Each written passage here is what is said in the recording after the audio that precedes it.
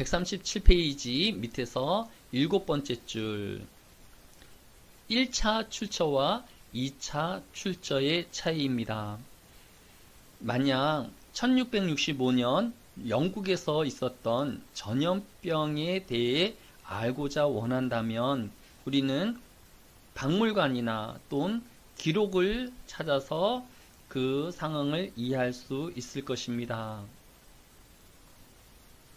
역사가들은 자신들이 기술하는 그 경험을 실제로 경험했다라고 말하지 않을 것입니다.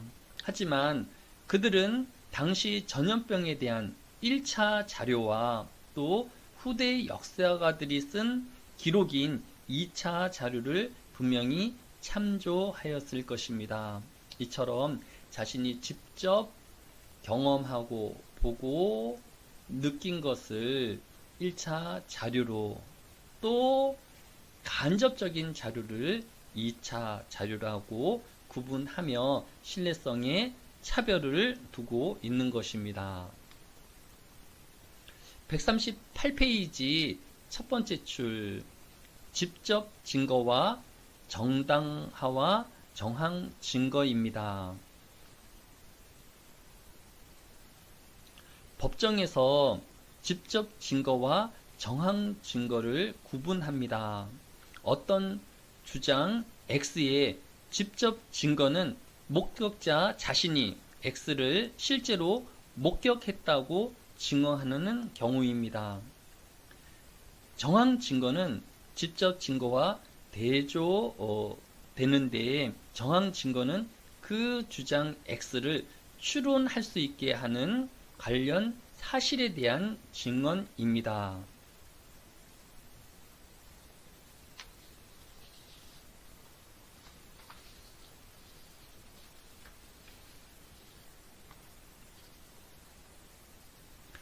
정황 증거는 다른 가능성을 제거해 어떤 것을 입증해 주는 것이라고 말하기도 합니다.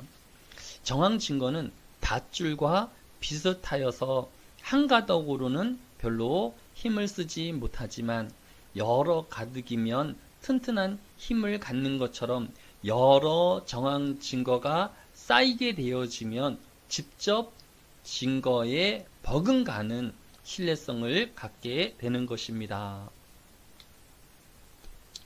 138페이지 밑에서 5번째 줄, 4번째 신뢰성을 따질 때 고려해야 할 상황을 직접 언급해서 주장을 정당화하기입니다. 어떤 과학자가 자신의 실험을 보고하면서 그 실험에 대하여 기자재들이 표준적인 장치를 이용했으며 아주 세심하게 관찰하였고 또 같이 일하였던 팀도 수집된 자료를 정확하게 사용하였고 또 이들이 뛰어난 능력을 가지고 있었다라는 것을 설명을 하고 또 자신의 실험 결과가 다른 지역에서도 비슷한 결과를 가져왔다라는 것을 제시하게 되어지면 즉 이 사람의 신뢰성을 따질 때에 고려해야 할 여러 사항을 설명함으로써 자신의 주장을 정당화하고 있는 것입니다. 따라서 이런 직접 증거의 한계는 이러한 정당화를 통하여서 보다 신뢰성을 높일 수 있게 되는 것입니다. 페이지 140페이지 첫 번째 줄에 보면 주장의 본성에 관련된 물음들이 있습니다. 첫째는 우리가 알고 있는 것에 비추어 볼 때 그럴 가능성이 매우 낮은가 아니면 그럴듯하고 믿을만한가입니다. 어떤 친구가 나에게 다른 친구와 커피를 마시고 왔다라고 하면 우리는 대부분 그의 말을 신뢰할 것입니다. 그런데 그 친구가 방금 영국 여왕하고 커피를 마시고 왔다라고 하면 그 말의 신뢰성은 떨어지게 될 것입니다. 왜냐하면 영국 여왕하고 커피를 마실 수 있는 사람은 매우 드물기 때문입니다. 이처럼 우리가 알고 있는 것에 비추어 볼 때에 어떤 가능성이 매우 낮은가 아니면 그렇듯한가를 판단하게 되는 것입니다. 141페이지 세 번째 줄에 보면 기본적인 관찰 주장인가 아니면 추론해낸 주장인가 입니다. 나는 어떤 사람이 옷걸이를 이용해 문을 연 다음 차를 운전해 가는 것을 보았다라는 말과 나는 어떤 사람이 차를 훔쳐가는 것을 보았다라는 말 사이에는 차이가 있습니다. 후자의 경우 그렇게 말하는 사람은 실제로 본 것을 넘어서 그 사람이 자동차 절도라는 추론을 하고 있는 것이기 때문입니다. 끝으로 141페이지 10번째 줄 다른 증거를 통해 확증이 되는가. 자동차 사고에 서로 무관한 두 사람이 각각 같은 증언을 한다면 이 두 증거는 서로 확증되는 셈입니다. 증거가 확증적이라면 서로 독자적이고 또 신뢰할 만한 해야 하며 문제의 주장을 뒷받침하는 것이어야 합니다. 이렇게 다른 증거를 통하여서 보다 신뢰성을 높이고 또 확증할 수 있는 것입니다.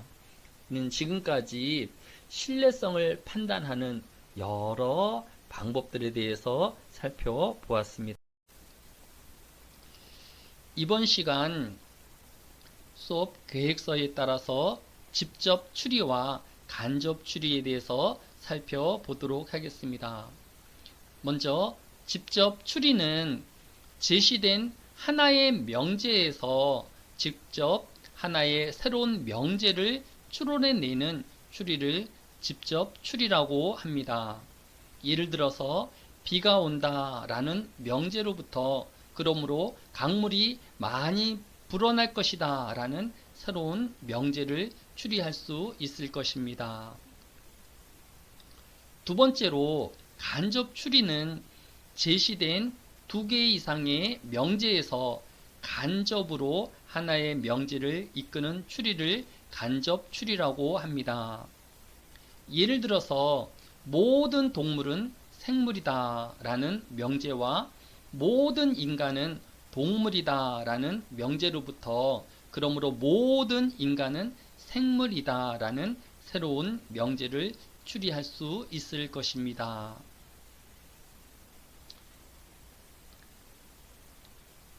직접 추리에는 대단 관계에 의해서 네 가지 추리를 할 수 있습니다. 대소대당, 모순대당, 반대대당, 소반대대당의 추리를 이끌어낼 수 있습니다. 또한 간접 추리로는 귀납적 추리, 연역적 추리, 또 유추 이렇게 세 가지 추리를 이끌어낼 수 있을 것입니다. 그러면 먼저 직접 추리의 대당 관계에 대해 살펴보도록 하겠습니다. 먼저 지난 시간에 정언 명제의 네 가지 종류에 대해서 살펴보았었습니다. 아래 A, E, I, O 명제의 차이를 반드시 알고 있어야 합니다. A 명제는 모든 S는 P이다. 또 E 명제는 모든 S는 P가 아니다. I 명제는 어떤 S는 P다. O 명제는 어떤 S는 P가 아니다의 형식을 가지고 있습니다. 대당 관계에서는 이들 네 가지 명제의 관계를 설명하는 관계로서 대소대당, 모순대당, 반대대당, 소반대대당 네 가지 종류의 추리가 있으며 아래 설명 중에 빨간색으로 표시되어지는 부분은 반드시 외워야 합니다. 먼저 대소, 대당은 A 명제와 I 명제 또는 E 명제와 O 명제의 관계에 관한 것입니다. 규칙 1. I 명제가 참이면 대소, 대당 관계인 I 명제는 무조건 참이다.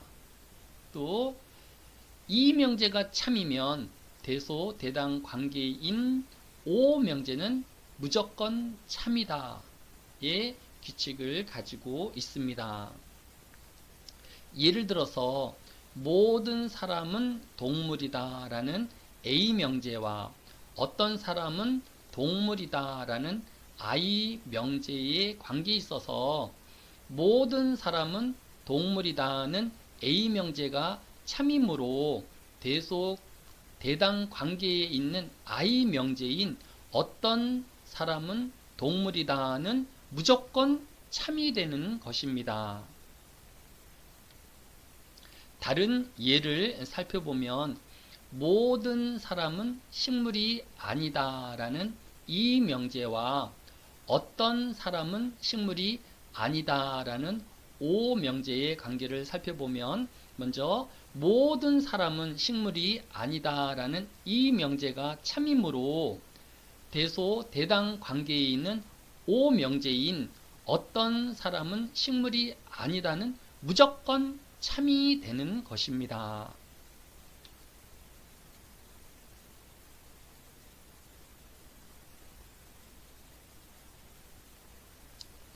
대소 대당 규칙 2번 I 명제와 O 명제가 거짓이면 대소 대당 관계인 각각 A 명제, E 명제는 무조건 거짓이 됩니다.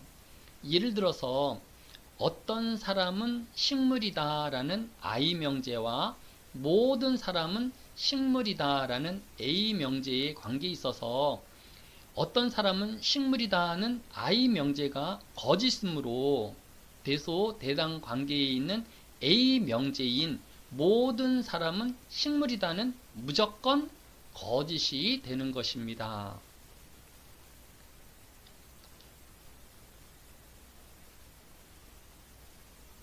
두 번째로 모순 대당은 A 명제와 O 명제, E 명제와 I 명제의 관계를 설명하는 것인데 이 두 관계를 각각 모순 관계라고 합니다. 규칙 3.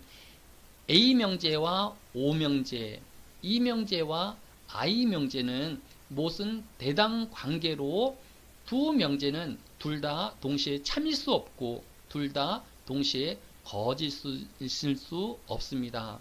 하나가 참이면 다른 하나는 거짓이 되어지고 다른 하나가 거짓이 되면 다른 하나는 반드시 참이 되는 것입니다. 예를 들어서 모든 사람은 예술가이다 라는 A 명제와 어떤 사람은 예술가가 아니다 라는 O 명제가 있다라고 하면 모든 사람은 예술가이다 라는 A 명제의 모순 대당에 해당되어지는 O 명제는 무조건 참이 되는 것입니다. A 명제가 거짓이었으므로 모순 대당 관계인 O 명제는 무조건 참이 되는 것입니다.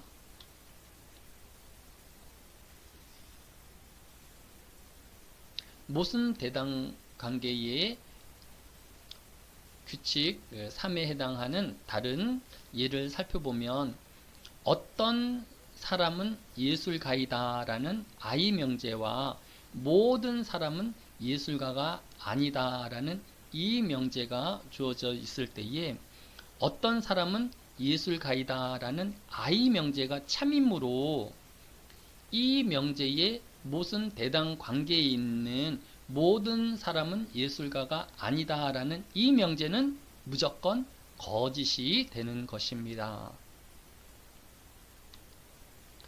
세 번째로 반대의 대당 명제는 A 명제와 E 명제의 관계에 대한 것으로 규칙 4. A 명제와 E 명제는 반대의 대당 관계로 어느 한쪽이 참이면 다른 한쪽은 반드시 거짓이 되는 것입니다. 예를 들어서 모든 사람은 동물이다 라는 A 명제와 모든 사람은 동물이 아니다 라는 E 명제가 주어져 있을 때에 모든 사람은 동물이다 라는 A 명제가 참이기 때문에 이에 반대 대당 관계에 있는 모든 사람은 동물이 아니다 라는 이 명제는 무조건 거짓이 되는 것입니다. 네 번째로 소반대 대당 관계는 I 명제와 O 명제의 관계를 말하는 것인데 규칙 5. I 명제와 O 명제는 소반대 대당 관계로 어느 한쪽이 거짓이면 다른 한쪽은 반드시 참이다 라는 것입니다.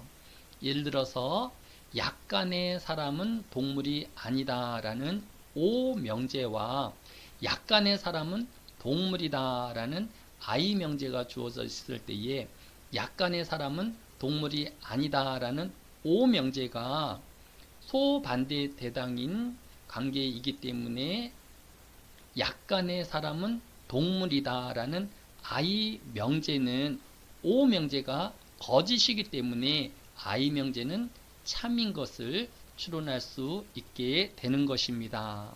강태경 학생이 이제 그 발표를 신청을 했습니다. 혹시 이 강태경 학생 발표 중이라도 다른 한 명 정도만 더 발표를 들을 수 있는 시간이 되어질 것 같아요. 그래서 신청을 해주기 바랍니다. 자, 우리 강태경 학생, 제가 그 발표하기를 이제 중지했는데 강태경 학생이 우리 구글 미트 창에 보면 이렇게 화살표 방향이 있습니다. 그 화살표 방향을 클릭해서 발표하기로 해서 화면을 한번 가져가 보기 바랍니다.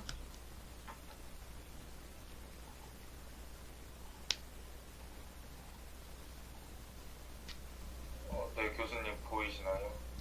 네, 지금 이제 전환이 되는 중인데 이제 그 화면이 이제 우리 수업 화면으로 되어 있기 때문에 우리 강태경 학생 두 번째, 네, 좋습니다. 그리고 구글 미트 크롬 그 오른쪽 맨 위에 보면 점 3개 있죠.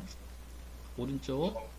예, 그거는 이제 그 백석대학교로 클릭하고 하면은, 네, 네, 그 다음에 맨 끝에 보면 그 구글 미트 오른쪽 맨 위에 보면 점 3개 있죠. 그 옆으로 더 가서 더, 네, 네, 그거 클릭하면 거기 화면 확대가 있어요. 그래서 그 플러스를 중간에, 네네, 거기 바로, 그래서 플러스 쪽을 조금 클릭하면 화면이, 네, 한 번만 더 할까? 네네, 됐습니다. 해서 중앙으로 몰아서 이제 발표를 하면 학생들이 같이 읽을 수 있을 것 같아요. 네, 우리 강태경 학생 자기 소개하고 발표하도록 하겠습니다. 저는 19학번 경상학부 강태경이라고 합니다. 네, 저는 그 6주차 요약을 했는데요. 그 이유의 신뢰성을 포함해 이유가 받아들일 만한지를 평가하기 위해 정리를 했어요. 여기서 어떤 관점을 받아들이도록 설득하기 위해 어떤 사람이 이유를 제시할 경우 우리는 그 사람이 무슨 말을 하는지 알고자 하고 그것을 평가하고자 한다.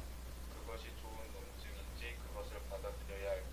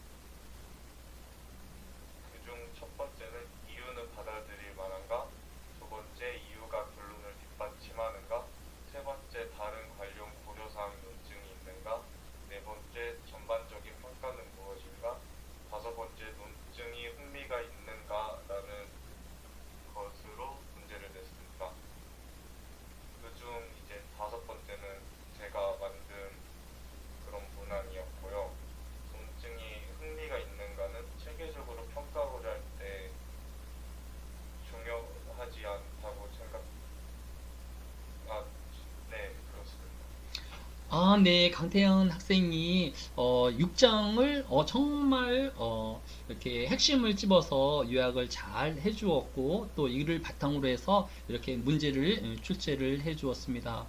우리 강태경 학생은 보통 수업할 때에 이렇게 그 메모를 하거나 또 이렇게 요약을 하면서 수업을 듣는 편인지 아니면 강의 듣는 것에 집중하는 편인지 우리 강태경 학생은 어떤 유형인가요? 교수님의 이제 PPT 부분만 교재에서 이제 밑줄을 그으면서 정리해놓고 이제 시험 기간 때 다시 한번 계속 보는 스타일입니다. 아, 네, 지금 여러분들이 교재를 다 갖고 있지 않은 상황인 것 같은데 우리 강땡이 학생은 교재를 해서 제가 이 교재의 중요 부분을 중심으로 해서 강의를 하고 있기 때문에 그 부분들을 제가 페이지하고 그 다음에 이런 줄을 같이 명기하고 있는데 그것이 조금 도움이 되고 있나요?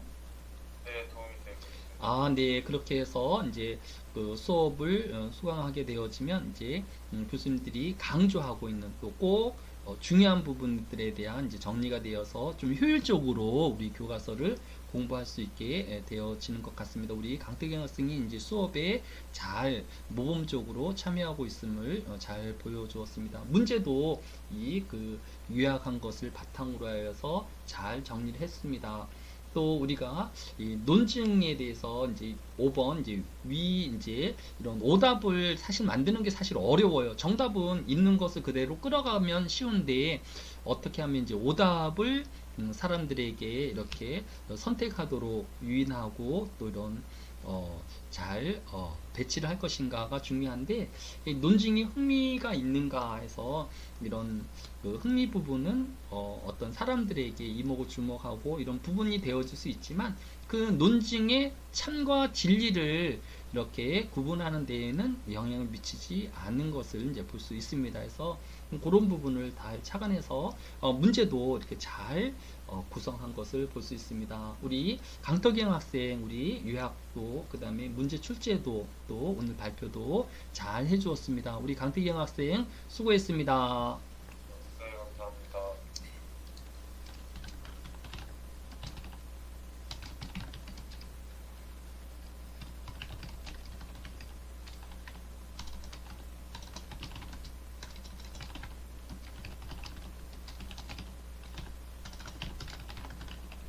네, 우리 한 명만 더 발표를 들어보려고 합니다. 누가 한번 또 6차 워크샵에 그 발표를 좀 해볼 수 있을까요? 누가 해볼까요?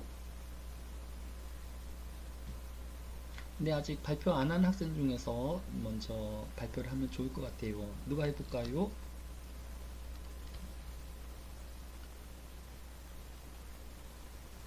제가 하겠습니다. 아, 네, 우리 윤지우 학생, 먼저 윤지우 학생이 우리 발표하기를 눌러서 아까 우리 강태경 학생처럼 이제 화면을 통제하고 조금 학생들이 보기에 편안하도록 이렇게 화면을 좀 구성해 볼까요? 네, 잠시만요. 네, 천천히 해도 돼요.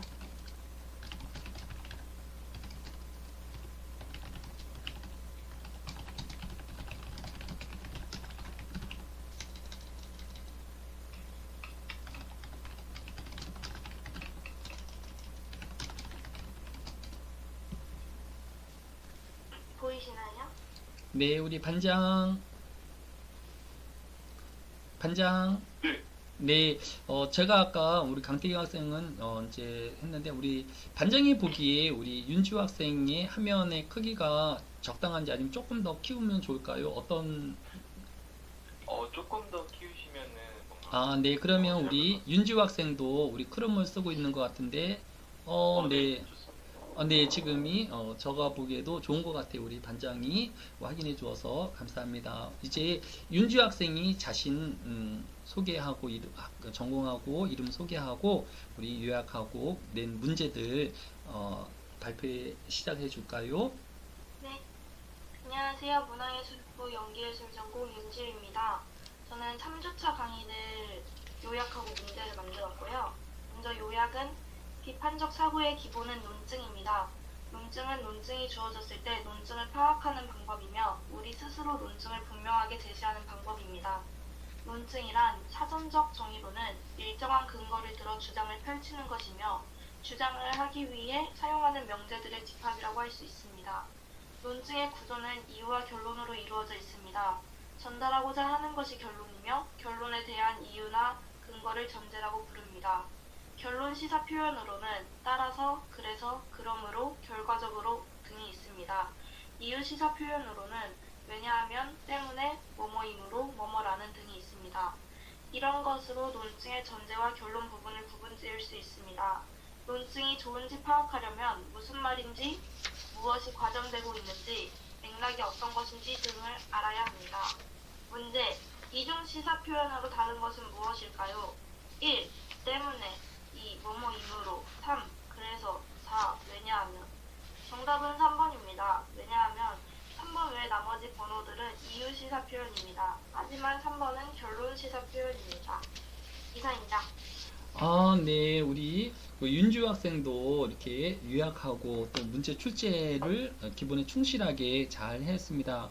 우리 윤주 학생은 아까 우리 강태경 학생한테도 물었었는데, 우리 윤주 학생은 이제 수업을 이렇게 요약을 하면서 듣는 편인지 아니면 그냥 강의에 집중해서 교수님의 그 강의에 집중해서 듣는 형인지 어떤 유형을 가지고 있나요?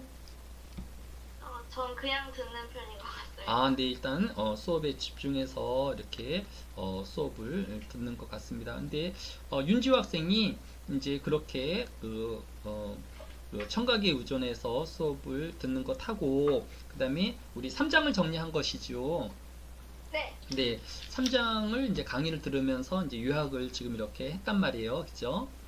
네, 그래서 이렇게 강의를 들으면서 요약을 하면서 들는 것이 우리 윤주희 학생에게는 어떤 좀 번거로운 일이었는지 아니면 학습을 이해하는 데 조금 도움이 되었는지 어떠했는지 좀 궁금하네요. 번거로운 것보다는 그냥 이해가 좀 더 잘 된 것 같아요. 네. 이렇게 수업을 집중해서 듣는 것도 의미 있는 일이지만, 이렇게 자신의 말로 그 글을 다시 옮겨 적고 또 정리함으로써 좀 더 강의에 집중할 수 있고 또 이해도도 훨씬 높아졌다라는 것을 경험적으로 이렇게 얘기를 해주는 것을 볼 수 있었습니다. 우리 윤주 학생도 이렇게 좋은 문제 출제되었는데 다음 시간 중간고사에 또 좋은 성적이 또 좋은 평가가 있기를 기대합니다. 오늘 우리 윤지호 학생 또 강태경 학생 발표로 수고 많았습니다. 고생했습니다. 감사합니다. 네.